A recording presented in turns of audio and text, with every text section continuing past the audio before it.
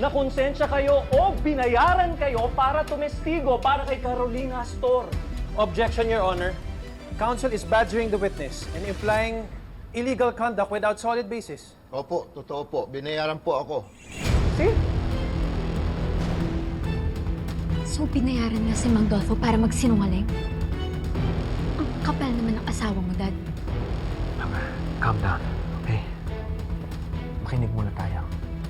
Ate, anong binayaran? Ano yung sinasabi ni Mang Dolpo? Paano binayaran? Hindi naman natin siya binayaran, ah. Nakakaloka. Mukhang papaliktarin ka pa nitong witness mo, Lorena. Carol. So, Mang Dolfo, ngayon inaamin nyo na binayaran nga kayo para tumistigo na hindi si Carolina Astor ang pumatay kay Mrs. Joyce. Tama po ba? Mali po. Totoo pong binayaran po ako, pero ibang tao po ang nagbayad sa akin para hindi ako tumistigo kay Ma'am Carol. Ang gusto po nung tao, managot si Ma'am Carol sa pagpatay kay Miss Joy.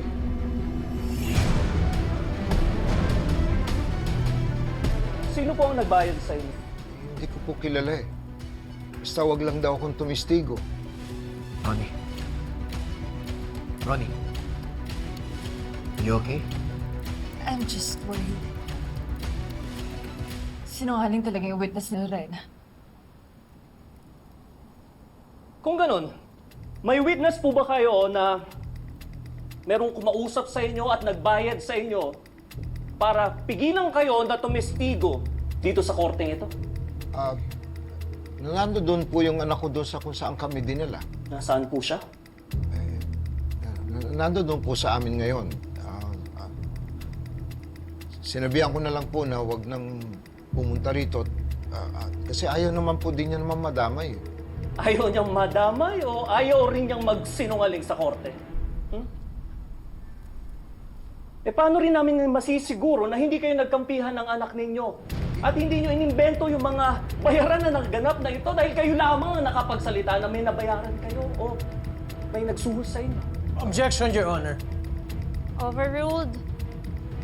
Your Honor, hindi po ako nagsisinungaling. Hindi po kayang tanggapin ng konsensya ko ang magsinungaling. Nakukonsensya kayo, hindi kayo marunong magsinungaling. Ngayon, kung totoong hindi kayo marunong magsinungaling, Mang Dolfo, totoo po ba na nagkaroon kayo ng kasong estafa 15 years ago? Objection. Irrelevant and prejudicial. Your Honor, we respectfully ask you to admit Exhibit C, the certified criminal record of Mr. Rodolfo Salas. And that record shows who was convicted for estafa 15 years ago for fraudulently soliciting money from neighbors and failing to return it. Objection, Your Honor. The witness's prior conviction, was 15 years ago. It's too remote and not relevant to the Your present Honor, case. It is not about the time that has passed. Ang pinag-uusapan po natin dito ay ang karakter at kredibilidad ng ating witness. Ngayon, kung ang ating witness ay maaaring nagsisungaling at nagsasabi ng mga hindi pawang katotohanan sa korteng ito, ano pa ang silbi na pagkatiwalaan na natin ang isang witness na katulad niya? Inaamin ko po, nagkamali po ako noon. Pero hindi na po ako ganyan ngayon. Hindi na po ako kung ano ako noon.